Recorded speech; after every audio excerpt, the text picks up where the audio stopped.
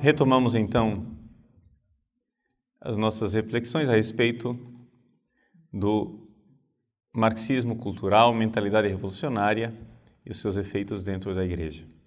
São as raízes filosófico-culturais da realidade que nós vivemos tão intensamente dentro da Igreja Católica com a teologia da libertação.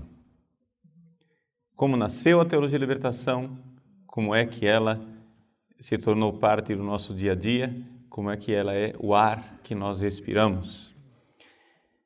É isso que nós estamos tentando investigar. Pois bem, na palestra passada, para retomar a linha do nosso raciocínio, na palestra passada nós vimos que o marxismo clássico, o marxismo de Marx, os marxistas os estudiosos de Marx costumam fazer uma distinção entre o marxismo, o pensamento marxista e o pensamento marxiano.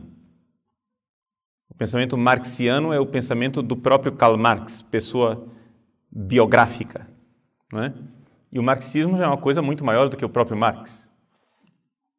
Então, o próprio pensamento marxiano, o próprio pensamento de Karl Marx já havia identificado que havia uma problemática cultural na alienação do proletariado, quando ele diz que a religião é o ópio do povo.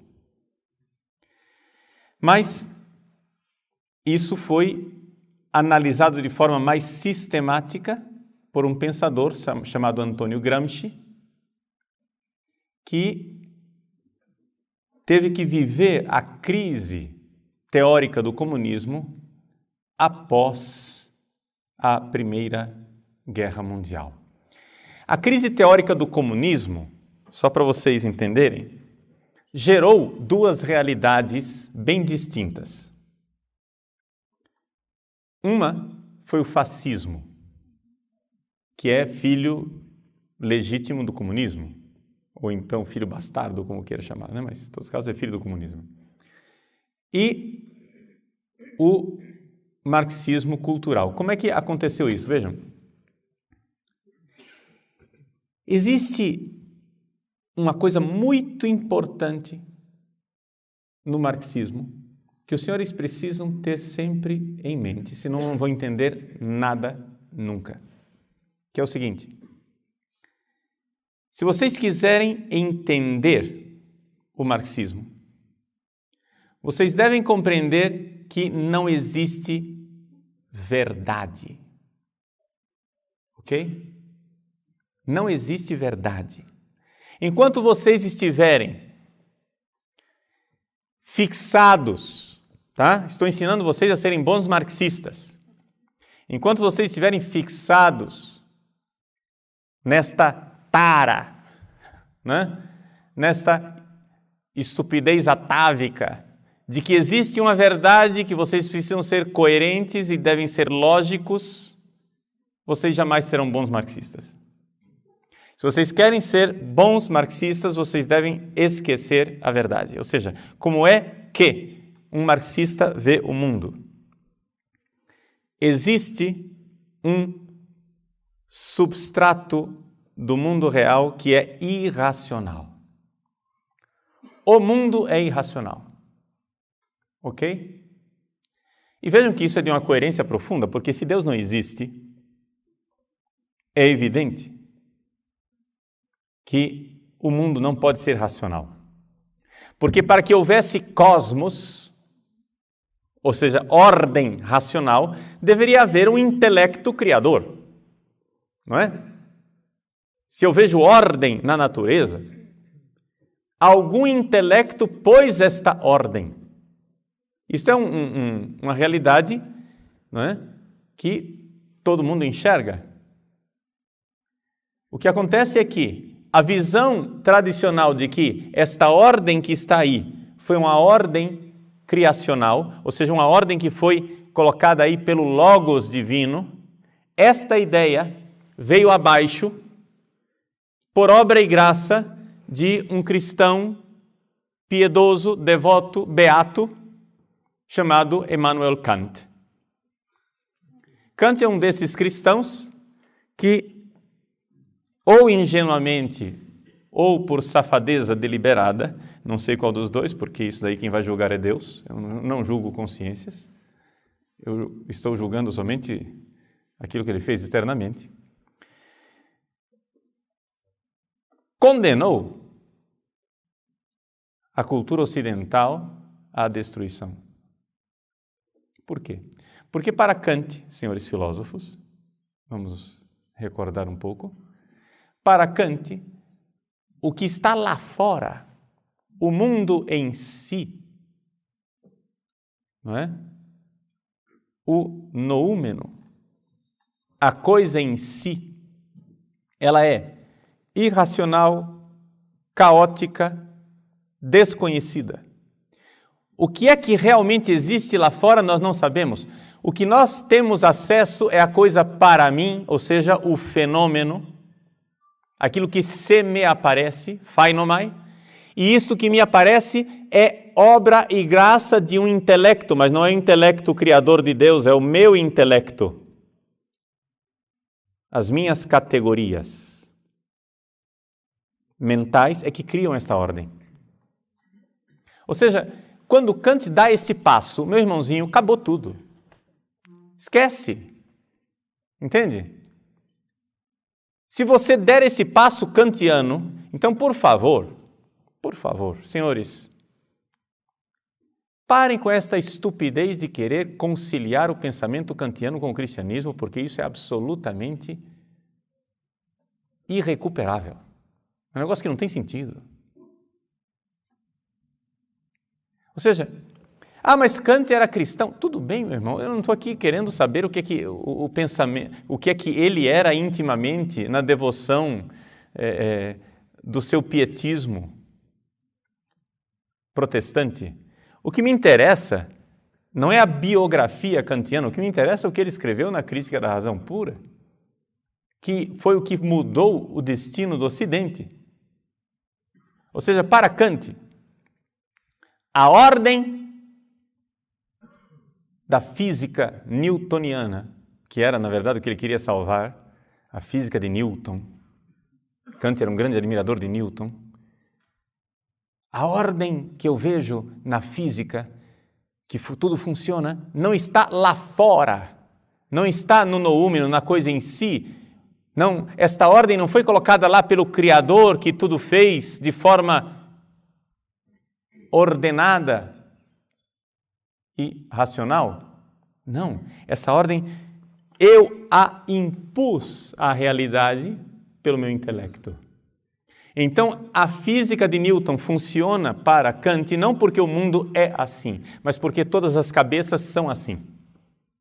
Portanto, você faz um cálculo e esse cálculo da física terá o resultado idêntico ao meu cálculo, porque a minha cabeça funciona do jeito que a sua cabeça funciona, então é o meu intelecto quem impõe uma ordem a isso. É evidente que isso é um pensamento absolutamente autocontraditório, não é?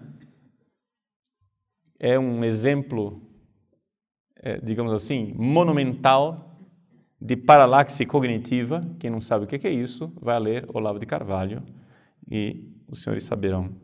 Ou seja, não é só uma questão de simples incoerência, é uma desonestidade intelectual de um sujeito que se coloca no lugar de Deus e ninguém mais sabe como é o mundo real a não ser ele. Ele é o narrador onisciente que, entende? Que sabe como é o mundo real. Mas você não sabe como é o mundo real, você só sabe do fenômeno. Mas Kant, não é? Que deve ser a quarta pessoa da Santíssima Trindade, sabe como é o mundo real. Muito bem. Mas vejam o passo tremendo. A realidade é absolutamente caótica e irracional. Quem é que cria a racionalidade? O intelecto humano. O marxista pensa isto, mas não pelas razões kantianas, de achar que nós temos categorias, mas pelas razões marxistas de ideologia. Ou seja, a ordem que você impõe ao mundo irracional é uma ordem que traduz os seus interesses de classe. Ou seja, existe uma superestrutura.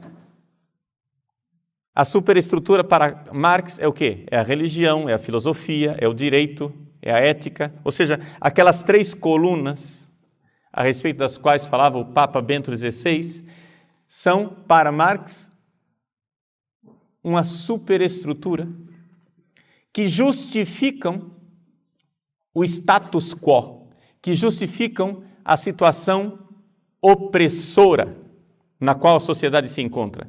Então, quando eu crio esta cultura, vamos resumir essa história toda com a palavra superestrutura, né? Vamos resumi-la na palavra cultura. Quando eu crio com a minha mente uma cultura, aquela cultura está defendendo os meus interesses de classe. E aí eu pego essa cultura e inoculo essa cultura no subconsciente das pessoas. E as pessoas tornam-se profundamente alienadas porque beberam desse veneno. E então, as pessoas começam a defender os meus interesses de classe porque elas beberam a minha religião, elas beberam a minha filosofia, elas beberam o meu direito e esta lógica burguesa irá defender os meus interesses de classe. É por isso que os marxistas não debatem. Se vocês estão querendo debater com marxistas, meu irmãozinho, você pegou o trem errado. Você perdeu o trem da história, como eles dizem. Por quê? Porque enquanto nós, escolásticos, estamos querendo debater com eles, eles não querem minimamente debater. Por quê? Porque se eles começarem a debater com você, eles estão entrando na sua lógica burguesa e eles perderão. O que um marxista faz não é debater, o que ele faz é denunciar a lógica burguesa. Um exemplo bem claro para vocês. Em 1995, eu era professor numa universidade em Campo Grande, em Mato Grosso do Sul, e eu fui convidado para ser palestrante numa semana filosófica, como eu estou fazendo aqui, né, num congresso teológico. Então, estava lá fazendo uma palestra sobre filosofia. Não me lembro exatamente o tema. Acontece que, no intervalo, foi aberto para as perguntas e veio um barbudinho, com anel de tucum no dedo, se colocou na fila para fazer perguntas, e na hora que ele veio fazer perguntas, ao invés de dirigir a palavra a mim, ele voltou-se para a plateia e disse: gente, se nós seguirmos a lógica dele, nós vamos ser obrigados a concordar com ele.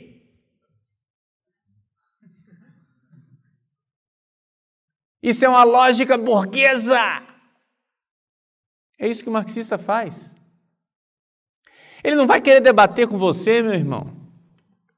Porque se ele entrar num debate com você, ele sabe que já perdeu. Porque se ele entrar no debate, ele assumiu as premissas da sua lógica burguesa. A única coisa que ele vai dizer é denunciar. Já ouviu falar desse negócio? O importante é anunciar e denunciar. Já ouviu isso? Eles vão denunciar o quê? Eles vão denunciar a sua lógica burguesa. Eles vão denunciar que você está a serviço do sistema opressor. Entendeu? Que você é um agente da Matrix. Entendeu? Vocês assistiram o filme Matrix, né? Matrix, não tem os agentes? O Keanu Reeves, né? O nome é Neo, né? O nome dele? O Neo está lá lutando contra os agentes da Matrix. O que é? Vejam, aquele filme mostra claramente isso. Existe um substrato do mundo real, que é irracional, e então se cria em cima uma superestrutura, que é a Matrix, que é um programa, As pessoas são programadas para ver o mundo daquele jeito. E se você quiser fugir da lógica do mundo, os agentes da Matrix vão impedir você. Entendeu? Então o agente Smith vai aparecer e vai impedir você de sair da lógica. Então o Padre Paulo é o agente Smith. Embora esteja vestido mais de Neo, se colocar um óculos escuro, tem que pôr uma peruca também, né? Porque ele não era careca. Mas, embora esteja com a batina do Keanu Reeves, né? No filme, na verdade eu desempenho o papel de agente Smith. Eu estou aqui para impedir que você saia da lógica burguesa que escraviza, ou seja, estou aqui para impedir que você saia da Matrix. Portanto, todos estes padrezinhos novos que usam batina, querem celebrar a missa que está no missal, querem obedecer a disciplina que está no Código de Direito Canônico e querem pregar a doutrina que está no Catecismo da Igreja Católica, são agentes da Matrix. Ou seja, são agentes do sistema. Vocês serão odiados porque vocês estão escravizando o povo nesta cultura alienante que impede a implantação da sociedade perfeita, justa, sem classes e, portanto, vocês, mais do que ninguém, serão odiados e combatidos. Vocês precisam aprender por que é que vocês apanham. Entende? Porque a gente acha assim, puxa vida, não foram eles quem disseram que o hábito não faz um monge, por que é que o importante não é o hábito? O importante não é o hábito, o importante não é o hábito. Bom, se importante não é o hábito, me deixa em paz com a minha batina se ela não é importante. É ou não é verdade? Me deixa em paz com a minha batina? Se o hábito não é importante, para que você fica brigando por um pedaço de pano? Porque eu não estou brigando, eu estou usando.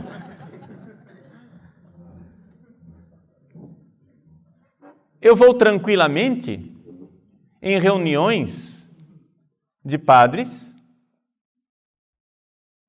onde 60, 70, 80 padres estão vestidos, né, em manga de camisa, traje civil, tranquilo. Eu não me incomodo que os 70 padres estejam vestidos de manga de camisa, mas os 70 se incomodam que eu esteja de clergyman ou de batina. Por quê? Se o hábito não é importante. Porque o hábito é importante. E o hábito faz parte do projeto. Porque a guerra é cultural. Então vocês têm que entender que nunca as coisas são como está sendo dito. Assim como eles não entram em debate com você, porque se eles entrarem na sua lógica, eles irão perder. Assim também é necessário que você entenda que é tempo perdido você entrar num debate com eles de lógica aristotélico-tomista, porque este debate não irá levar a lugar nenhum. Por quê? Porque o debate, aquilo que Platão chamava de dialética, aqui a palavra dialética não tem nada a ver com aquilo que Hegel chama de dialética, tá? Porque a dialética clássica, filosófica, tem um pressuposto. Para que você entre num debate filosófico, existe um pressuposto, que é a honestidade moral dos debatedores. Ou seja, que as pessoas estejam buscando a verdade. Para eles não há verdade.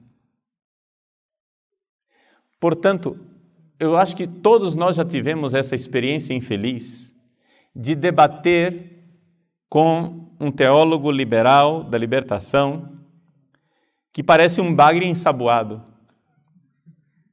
Quando você acha que o pegou, ele muda de opinião. Entende? Quando, por exemplo, ele começa dizendo, vamos supor que você usa batina, é romano, gosta de liturgia tradicional, isso e aquilo, e ele diz, o que é que você esconde atrás desta batina? E começa a jogar a isca, supondo que atrás da batina você esconde uma tendência homossexual, que você é um homossexual enrustido, e que na verdade você gosta de roupa e de exterioridades, porque você é um hipócrita. Aí quando no meio do debate, ele começa a notar que você está condenando o que ele acaba de condenar, ou seja, ele diz, por que esses padres que andam de batina depois são homossexuais com a tendência não sei o que, etc e tal, aí você começa a falar mal do homossexualismo.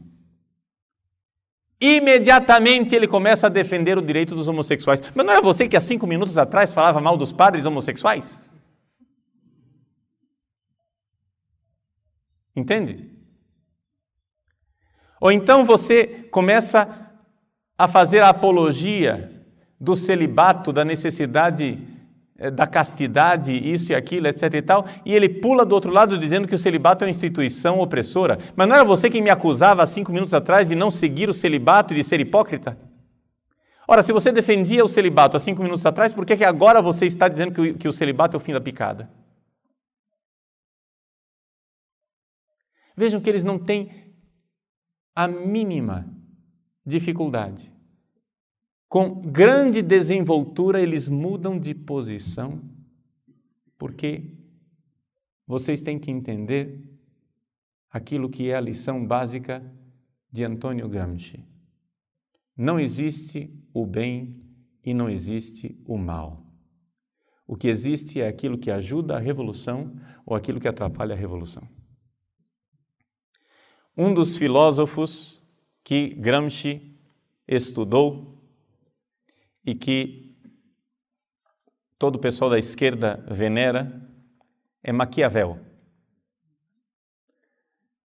E Gramsci colocou claramente que aquilo que Maquiavel fez a favor do príncipe, nós devemos agora fazer a favor do partido, que é o novo príncipe. Ou seja, não existe certo e errado. Não existe moral e imoral. Eles conhecem a sua lógica burguesa e sabem que você tem um apego atávico ao bem e ao mal, a distinção do que é certo e do que é errado, do que é moral e imoral, do que é ético e não é ético, e ele irá usar isso contra você. Afinal, os comunistas são contra ou a favor do homossexualismo? Depende. Quando o homossexualismo atrapalha a revolução, eles são contra o homossexualismo. Quando o homossexualismo ajuda a revolução, eles são a favor dele. Não existe certo e errado. Existe simplesmente o que ajuda a revolução. Por quê? Porque não existe verdade. O mundo é irracional. A realidade é caótica. A realidade é irracional. Tudo aquilo que você coloca como sendo verdade racional é uma criação sua. E se você tem um sistema racional, rígido e engessado, burguês, eles têm um sistema racional, versátil, revolucionário e dialético. É a dialética, é a força da dialética. Entende? A força da dialética quer dizer que, na Rússia, eles jogam os homossexuais na cadeia. Por quê? Porque eles querem o homo soviéticos, o novo homem que irá lutar. E o homossexualismo é uma falta de virilidade, é uma falta de força, é uma falta de capacidade de luta, de potência. masculina. E, portanto, isso vai prejudicar a causa revolucionária, homossexuais todos nos campos de trabalho, nos gulag.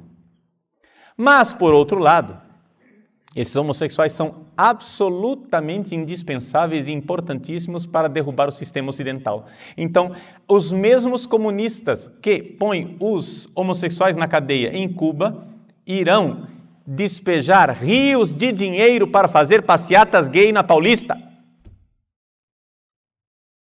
Por quê? Porque os direitos homossexuais irão trazer abaixo o sistema. Compreendem a lógica? Ou seja, a lógica é uma lógica dialética. Não existe verdade, existe aquilo que é oportuno. Existe oportunismo, ou seja, é lógica maquiavélica. Portanto, não há dificuldade nenhuma do senhor Luiz Inácio da Silva, o Lula, Luiz Inácio Lula da Silva, dizer na mesma semana que ele jamais foi de esquerda. E na mesma semana, ele viajar para Cuba e lá ser condecorado como um dos políticos que mais ajudou a causa revolucionária na história recente da América Latina. Isso aconteceu na mesma semana.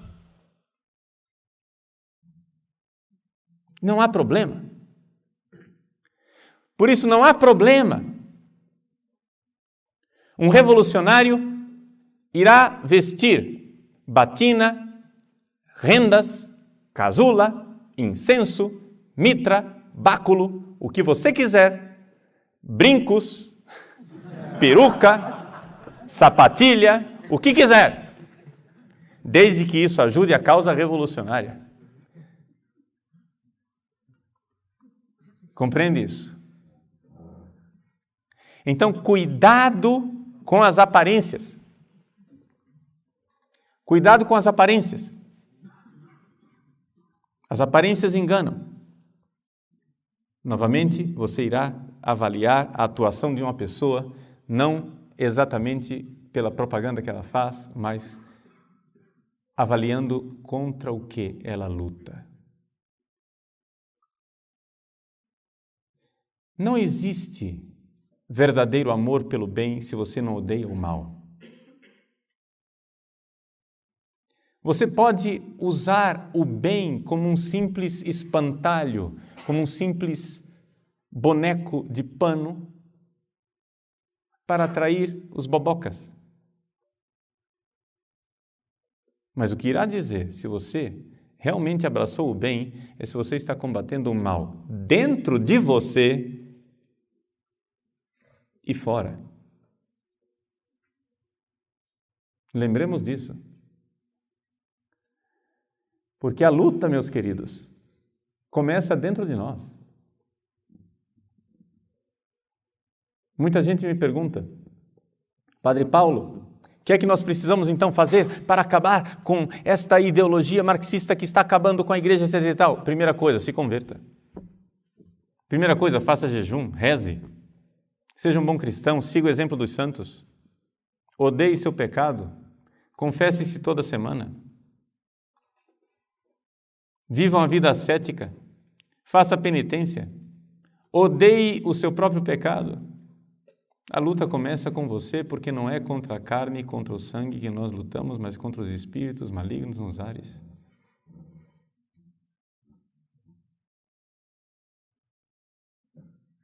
Comece mudando de vida. Porque não adianta nada, meu irmão. Se você usa batina de manhã para celebrar missa e de noite você está de gravata vermelha numa boate gay, você está ajudando a causa revolucionária. Você está ajudando a destruir a igreja. Não é uma questão de folclore. Se a batina tem algum valor, ela tem valor enquanto ela denota um homem que morreu para o mundo. Ou que pelo menos quer morrer para o mundo. Se não, é uma fantasia como outra qualquer. Então, nesta luta cultural, nós temos que entender que nós estamos agindo, não é? Uma luta cultural, mas a partir de visões de mundo diferente.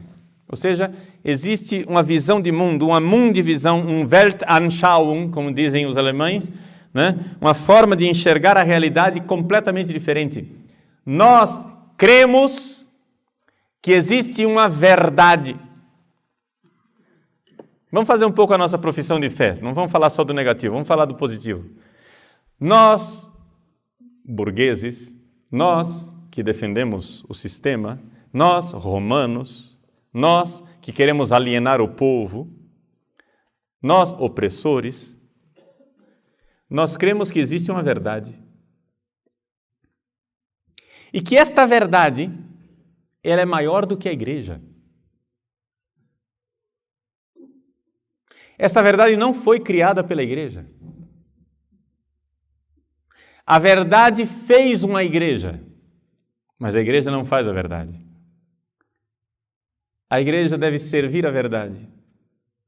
Nós, homens de igreja, devemos lutar diariamente contra a única arma que o demônio possui. Vejam, o demônio é um espírito. Dizer que ele é um espírito, em termos filosóficos, significa dizer que ele é um intelecto. E qual é a única arma que um espírito tem? Uma espada. Como é que espada ele tem? Ele não tem corpo. É um puro espírito. Como é que ele pode ferir você? Ele não tem corpo. A única arma que ele tem são ideias. Essa é a arma do demônio. Esse é o poder que ele tem. A mentira. E as pessoas não percebem isso. As pessoas dizem assim ingenuamente, expressando uma abertura acadêmica: eu sei conviver com qualquer ideia. Eu sou muito aberto à diversidade de ideias. Eu aceito qualquer ideia. Meu irmão, eu aceito qualquer pessoa, qualquer ideia não. Eu respeito qualquer pessoa, mas qualquer ideia não. O que tinha Hitler a não ser ideias? E que ideias bonitas ele tinha? E o que ele fez com a história do planeta? Compreende? A arma de Satanás são ideias. Ele sugere ideias. Vai ser legal. Você vai gostar. Você vai ser feliz. É somente isso que ele faz. Ele te dá ideias. Só que existem ideias más. Existem ideias que não têm o direito de existir. As pessoas que têm essas ideias estúpidas têm o direito de existir. Entendeu? O que nós temos que ser capazes de dizer e de fazer é o seguinte: meu irmão, eu amo você, estou me entregando pela sua salvação, mas eu odeio a sua ideia, o seu pecado e o que você está fazendo. Não há verdadeiro amor pelo bem se não houver ódio pelo mal. Não há. Como é possível uma mãe amar o seu filho, drogado, dependente químico, e amar as drogas? Não é possível. Se ela ama o filho, ela odeia as drogas que destroem o filho. As drogas destroem o seu filho, então ela odeia as drogas. Então, exatamente porque ela ama o seu filho, ela odeia o que o filho está fazendo. Se nós quisermos ter verdadeiro amor pela humanidade, nós precisamos odiar o pecado da humanidade que está levando a humanidade num bloco de carnaval, de forma festosa, alegre e contente para o abismo. Nós somos uma humanidade que em bloco, festosa e alegremente, vai caminhando para o abismo da autodestruição. E o melhor serviço que nós podemos fazer ao homem moderno é dar-lhe uns tapas para acordá-lo do seu sonambulismo suicida.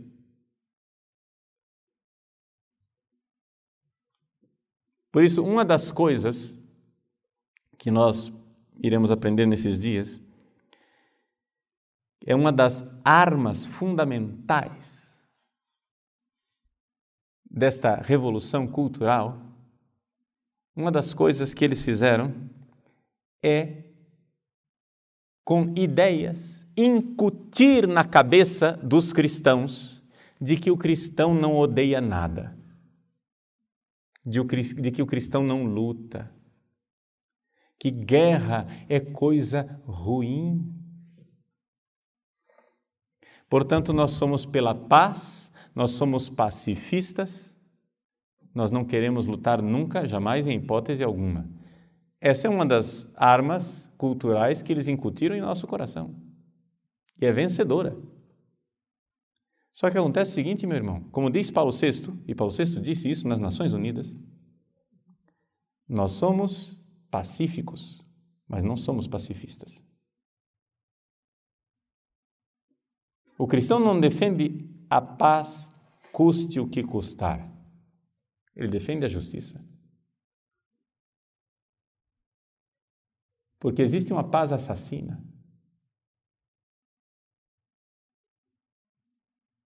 Existe uma paz injusta, uma paz destruidora. Quando um ladrão entra na sua casa, mata o seu pai, violenta a sua mãe e está para estuprar a sua irmãzinha, você vê aquela cena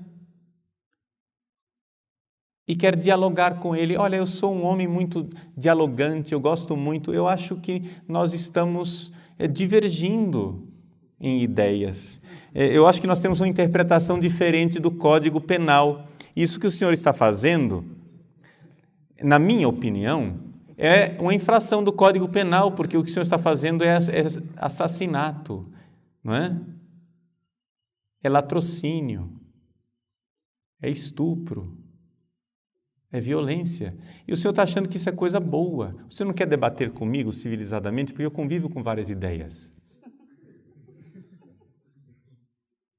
Meus irmãos, estes senhores entram na nossa igreja, pisam em cima daquilo que nós mais amamos, destroem o nosso credo, estupram a nossa liturgia, acabam com a disciplina eclesiástica, vilipendiam o sacerdócio católico, e nós temos que respeitar esse tipo de loucura.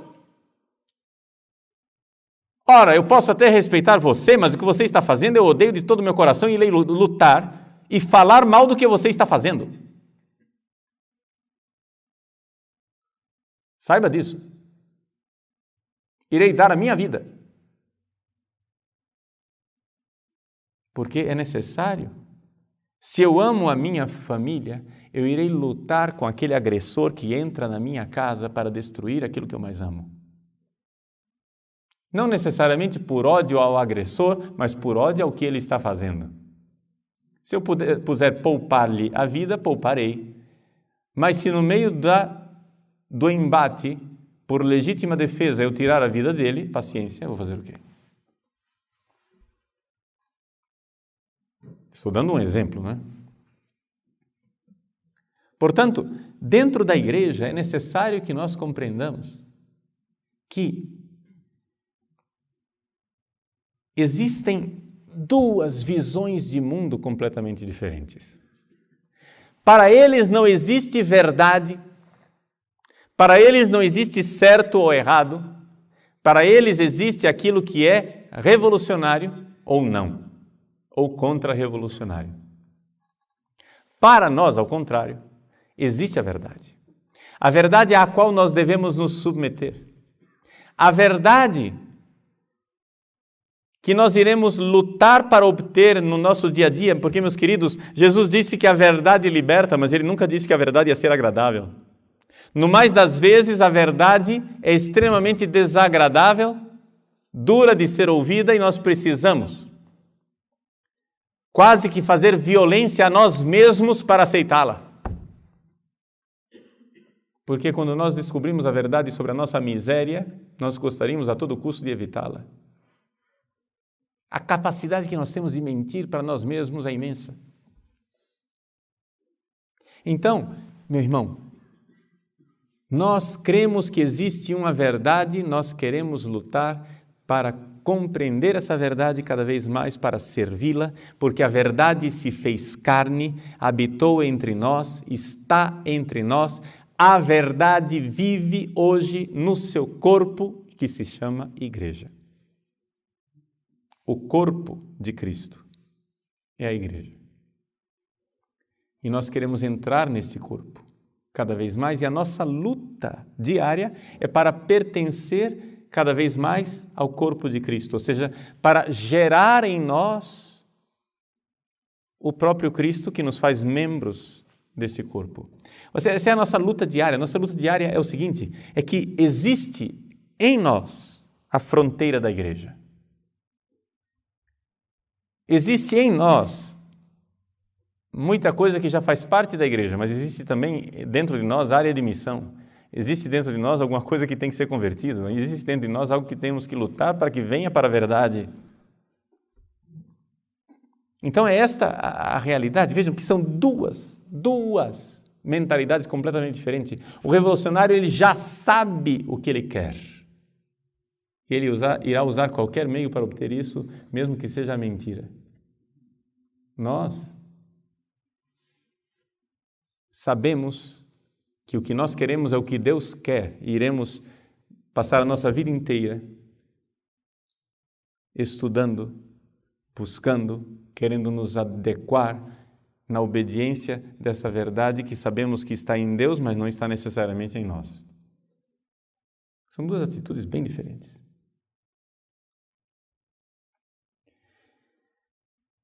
Vejam que eu vou traçando a história e vou aplicando ao nosso dia a dia, porque não adianta eu só dar para vocês uma noção teórica. Pois bem, Antônio Gramsci, então, colocou como projeto para a implantação do socialismo e do marxismo a destruição lenta, gradual, anônima, invisível e imperceptível da cultura ocidental. É necessário destruir a cultura ocidental. Eles são movidos por um ódio à cultura ocidental. É necessário destruir isso, acabar com isso. Como iremos fazer isso? Ele chama isso de modificação do senso comum. O que é a modificação do senso comum? Vejam, é necessário lembrar que Gramsci, como todo bom marxista, ele é anti-intelectualista. Anti-intelectualista quer dizer o seguinte: não existe verdade, o que existe é simplesmente uma ideologia para se alcançar alguma coisa. O mundo ele é irracional, a verdade é superestrutura, é uma criação fictícia do homem. Muito bem. Então, se é assim, nós não precisamos ter uma grande estrutura. Uma grande estrutura. Não, basta que essa estrutura seja convincente. Basta que a ideologia seja convincente. Então, a coisa aqui é lutar para um jogo de marketing. Entenderam? Não existe verdade, o que existe é marketing. Por exemplo, por que é que eu disse para vocês que o fascismo foi um filho bastardo do comunismo? Porque Mussolini e Hitler, que queriam as mesmas coisas que Lenin e Stalin queriam, ou seja, eles queriam o quê? Queriam uma sociedade que não houvesse mercado livre, queriam uma sociedade onde houvesse justiça, queriam uma sociedade onde houvesse igualdade, eles queriam as mesmas coisas. Queriam um Estado forte que implantasse isso através de uma ditadura totalitária. Eles queriam as mesmas coisas. Mas a diferença é que Mussolini e Hitler achavam que a ideologia de classe, ou seja, essa ideia de que nós temos que lutar para os nossos direitos de classe, não era um chamariz atraente o suficiente, não era marketing fascinante. Eles notaram que durante a Primeira Guerra Mundial, os alemães, lutaram contra os franceses e que havia esse sentimento patriótico. Então, vamos usar o patriotismo como bandeira para trazer as pessoas. E criaram o fascismo. Ou seja, qual é a diferença básica entre Stalin e Hitler? O marketing, só isso. Enquanto o marketing de Stalin é o marketing do trabalhador, do proletário, da lógica de classe, do interesse de classe, o marketing de Hitler era a nação, a raça, né? O interesse da nação e da raça, porque ele achava um marketing mais interessante, mas basicamente estavam fazendo as mesmas coisas. Então a mentalidade revolucionária, ela muda, ela metamorfoseia o marketing conforme a época, desde que ela consiga obter o que ela queria obter. Então, quando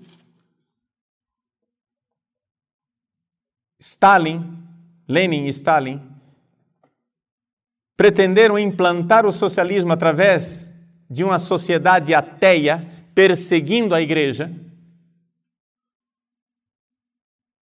agora os novos marxistas, do marxismo cultural atual, descobriram que é um mau negócio esse marketing de perseguir a igreja.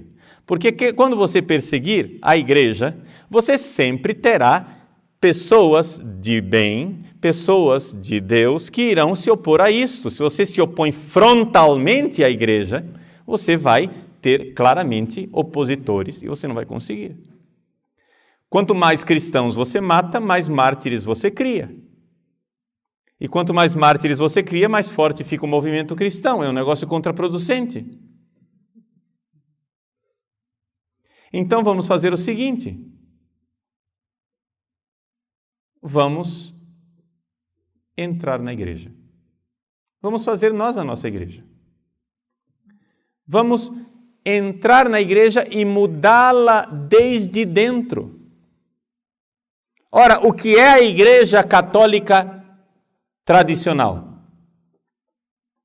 É uma instituição hierárquica com uma economia sacramental. Entendam a palavra economia aqui, os filósofos, por favor, aprendam com os teólogos que a palavra economia não tem nada a ver com dinheiro. Economia quer dizer, nesse caso aqui, não é? Uma série de ações onde Deus age na história para nos salvar, ok? Economia em teologia é tudo aquilo que Deus faz na história para nos salvar, para nos levar para a casa do Pai. Isso é economia. Pois bem, a Igreja Católica é uma instituição hierárquica com uma economia sacramental que tem por finalidade última nos levar para o céu. Isso é a Igreja Católica. Ora, vamos mudar a natureza da Igreja Católica. Transformá-la numa sociedade igualitária, não hierárquica. Onde não haja uma economia sacramental, mas haja uma luta social, cultural, um marketing, para transformar numa engenharia social a sociedade e implantar um paraíso aqui, imanentização da escatologia. Aquilo que é o bem escatológico transcendente que nós esperamos no céu foi trazido pelos marxistas para este mundo. É aqui que interessa. Será aqui nesse mundo o paraíso.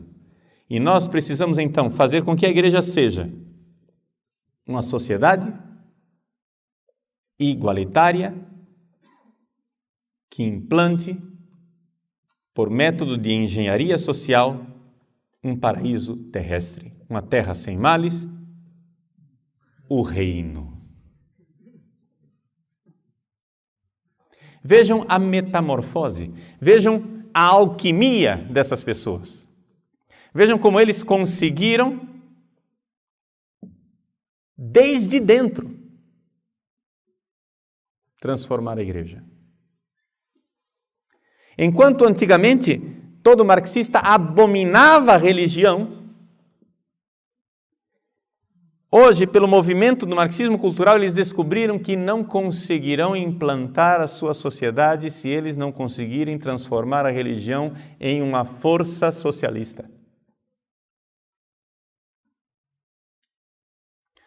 É por isso que, então, quando o Papa João Paulo II, em visita à América Central, encontrou o padre Ernesto Cardenal, que se fez ministro de um governo comunista. Ao descer do avião, o Papa João Paulo II fez uma das cenas históricas mais marcantes da recente historiografia eclesiástica. Ele desceu do avião, padre Ernesto Cardenal, vestido de leigo, de boina, de barba, se ajoelhou para beijar a mão do Papa. O Papa, então, ali mesmo, na frente das câmeras de televisão, lhe dirigiu uma reprimenda com o dedo em riste, fazendo gestos de repreensão para que ficasse bem claro para todas as câmeras e todo mundo que assistisse que aquilo não era uma conversa amigável.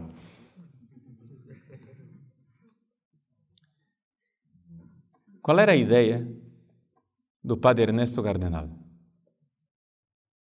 É que existem duas igrejas. Uma igreja popular e uma igreja romana, da hierarquia. Porque, lembrem-se, para ele não existe verdade. Então, você tem que escolher a ideologia do magistério. Veja só, você que é romaninho, né? Você que é papista, romaninho, você saiba isto. Você está seguindo uma ideologia que é a ideologia do magistério. Não existe verdade. Existe uma superestrutura de uma ideologia magisterial, romana, imperialista, opressora, que mantém o povo acorrentado. E enquanto você permanecer nesse romanismo, você está servindo ao sistema. Esta é a igreja a qual você pertence. E existe uma outra igreja, a igreja do padre Ernesto Cardenal, que é a igreja popular. Mas não sou eu quem digo isso, isso é o que ele diz. Assim de claro. Uma igreja popular que, a verdade não existe. O que existe é a ideologia, que é instrumento de implantação da ideologia partidária, da verdade criada pelo partido. Então, meus caros, aqui está a realidade, não é? A realidade. Não existe verdade. O que existe é luta de classes. Compreendem isso? Então, quando vocês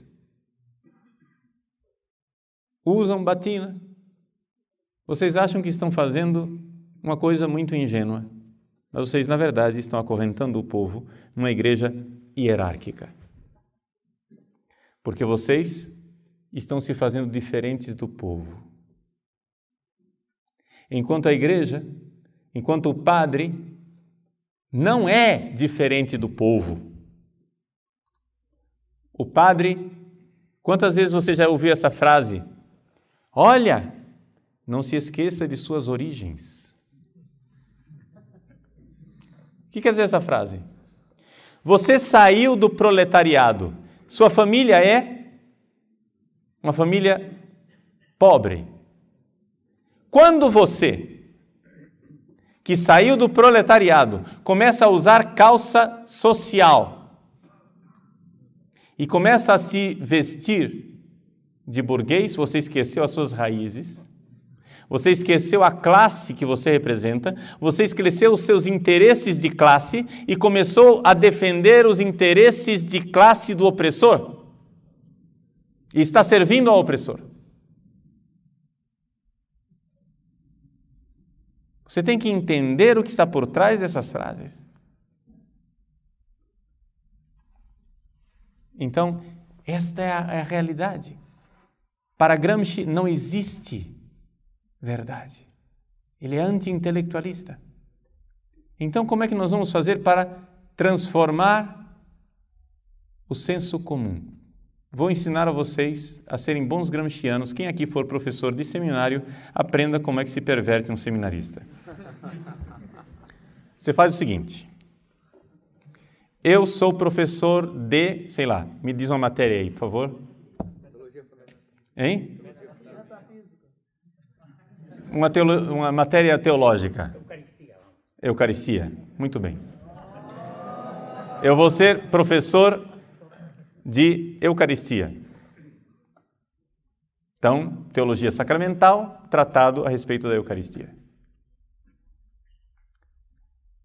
Chego em sala de aula, não trago nenhum livro, peço para vocês fecharem os livros, esquecerem o catecismo, porque afinal nós não vamos ser infantis, nós somos pessoas inteligentes. Então pense o que é Eucaristia. E os alunos começam a falar. Depois, outra coisa, essa posição que nós estamos aqui, eu sentado na cátedra e vocês aí, sentados em cadeiras, eu estou falando para vocês, impondo minhas ideias? Não, vamos nos sentar em círculo, onde nós somos todos iguais. E eu estou aqui somente como facilitador. Eu não vim aqui para ensinar nada a ninguém. E aí nós começamos a falar o que é que você acha da Eucaristia. Quando você diz alguma coisa a respeito da Eucaristia que seja revolucionária, a Eucaristia é a partilha do pão. Eu, como professor, enfatizo aquilo. Vejam, isso é importante o que ele está dizendo.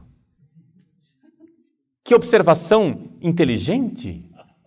Você é perspicaz, você é muito crítico e você elogia e enche o ego daquele seminarista, ele se enche, né? É o balão, a vaidade. Não existe coisa melhor do que usar a vaidade das pessoas. Depois, um outro romaninho, vestidinho de calça social com a camisa abotoada até aqui, manga comprida, com o tercinho pendurado no bolso, diz: a Eucaristia é o sacrifício de Cristo na cruz. Mas você precisa ser mais crítico, meu filho. Você não pode... Veja a ingenuidade do que você está dizendo. Isso era o professor que não queria ensinar nada, hein? Ele não queria ensinar nada. Você é muito ingênuo. Porque veja, quando é que Jesus instituiu a Eucaristia? Foi na última ceia, era uma refeição. Que bobagem! A Eucaristia é uma refeição onde Jesus ensinou a partilha. A Eucaristia é serviço. Olha o que Jesus fez na Eucaristia. São João, por exemplo, dos 4 evangelistas, São João é o único evangelista que não tem um relato a respeito da instituição da Eucaristia, porque ele colocou o que no lugar? O lava-pés. A Eucaristia é isso, é serviço. É lavar os pés. E então assim você ri do que é tradicional, escarnece o que é a fé da igreja tradicional, colocando como não crítico, como ingênuo, enaltece aquilo que é revolucionário. os alunos voltam para casa sem praticamente ter aprendido nada de novo, mas com o senso comum invertido. Ou seja, você reforça o que no senso comum é revolucionário e você escarnece, faz pouco caso daquilo que é a fé da igreja tradicional. E se você fizer isso, você será um bom professor teórico, gramsciano, marxista. Compreendem? Você não precisa ser um grande intelectual. E isto é uma das razões pelas quais o sistema educacional brasileiro está absoluta e totalmente falido, porque as nossas universidades, todas, estão infiltradas de gramscismo. Você vai ensinar português na sala de aula. Para ensinar português hoje em dia, o que é que você faz? Você não entra com a gramática e ensina português. Você não ensina mais gramática, verbo, sujeito, complemento, objeto direto, adjunto nominal, restritivo, adjunto adverbial, verbo regência verbal, essas coisas. Nada disso, que bobagem! O português é para comunicar. Nós estamos aqui para fazer comunicação. Então você vai dar um texto para o aluno de um tema social que você queira debater e você vai debater política enquanto está sendo pago para ensinar português. Compreende? Porque você tem que ensinar o aluno a se expressar. E se o aluno falar português errado, não tem problema. Nós vai, nós vem, nós volta, nós quer. Isso daí não é português errado. Você tem que relativizar a coisa, é que ele não está usando a chamada norma culta. Mas essa não é a única forma de falar português. Tem várias formas de falar português. E assim você vai. Ou seja, é a lenta e gradual imbecilização de uma nação. Hoje, os nossos alunos chegam à universidade absolutamente analfabetos, porque ao invés de aprender português, estavam aprendendo cartilha marxista.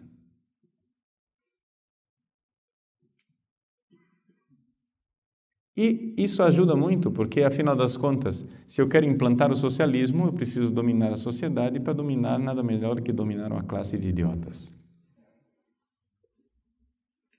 Então, eles são anti-intelectualistas, não querem absolutamente que você aprenda nada, que você estude nada, e se for para estudar, é para estudar do jeito que eles querem. Isto é o gramscismo, na prática. E quando eu vou descrevendo essas coisas aqui, sem que eu tenha vivido a sua vida, eu estou descrevendo alguns capítulos da sua vida em que você viveu na escola, na universidade e em tantos outros lugares. Não estou dizendo nada de novo, o que eu estou fazendo é colocar notas de rodapé naquilo que você viveu, para que você entenda que mesmo que você nunca tenha ouvido falar de Antônio Gramsci, você é um profundo conhecedor de Gramsci. Um profundo conhecedor prático, porque você foi vítima dele. Você foi vítima dele. E esta é a realidade, esta é a corrente vitoriosa, digamos assim, dentro do mundo atual, principalmente dentro do Brasil. Então, um pouco, eu sei que a forma que eu estou expondo as coisas não é tão acadêmica no sentido de sistemática, etc., mas é que eu gosto muito de colocar os princípios e logo levá-los à prática, porque senão eu dou aqui uma aula teórica que você depois não sabe reconhecer no mundo real aquilo que eu estou dizendo. Então, acho que é muito mais interessante nós colocarmos os fundamentos básicos teóricos, filosóficos, e depois reconhecê-los na realidade.